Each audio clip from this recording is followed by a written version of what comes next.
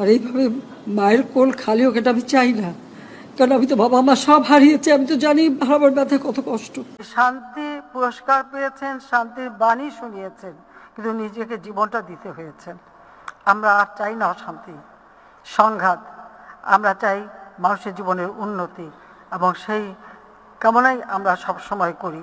وإذا قيل لهم لا تفسدوا في الأرض قالوا إنما نحن مصلحون ألا إنهم هم المفسدون ولكن لا يشعرون